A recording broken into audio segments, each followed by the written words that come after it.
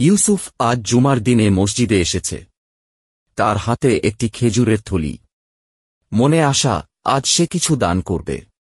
মসজিদের বাইরে বসে আছে এক বৃদ্ধ, চোখে ক্লান্তি, মুখে অভাব। ইউসুফ দেখে থেমে যায়। ইউসুফ ভাবছে, এই খেজুর তো সে অনেক কষ্ট করে জোগাড় করেছে। তবু যেন হৃদয়ে কেমন আলোড়ন। সে চুপচাপ গিয়ে থলিটা তুলে দেয় বৃদ্ধের হাতে। বৃদ্ধ কাঁপা গলায় বলে, আল্লাহ তোমাকে জান্নাত দান করুন, বাছা। ইমাম সাহেব দূর থেকে দেখে মুচকি হাসেন। আল্লাহ পাক এমন হৃদয়কে পছন্দ করেন।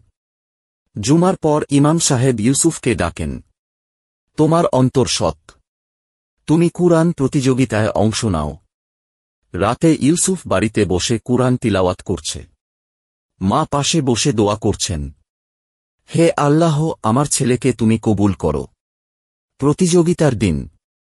ইউসুফ কোরআন তিলাওয়াত করছে, চোখে আলো, কণ্ঠে তাজা সৌরভ। বৃদ্ধ দর্শকের মাঝে বসে কাঁদছে। ইমাম সাহেব বলেন, এই ছেলেটি শুধু কোরআন জানে না, হৃদয়ও জানে। মা আর বৃদ্ধ কাঁদতে কাঁদতে দোয়া করেন। রাত্রে ইউসুফ স্বপ্ন দেখে, চমৎকার এক বাগান। এক কণ্ঠ বলে, একটি খেজুর। জান্নাতের একটি দরজা খুলে দিয়েছে। সে চোখ মেলে হাসে। আপনার এক ক্লিকে একটি সাবস্ক্রাইবার আমার জন্য খুবই গুরুত্বপূর্ণ, তাই আমার চ্যানেলটি সাবস্ক্রাইব করুন।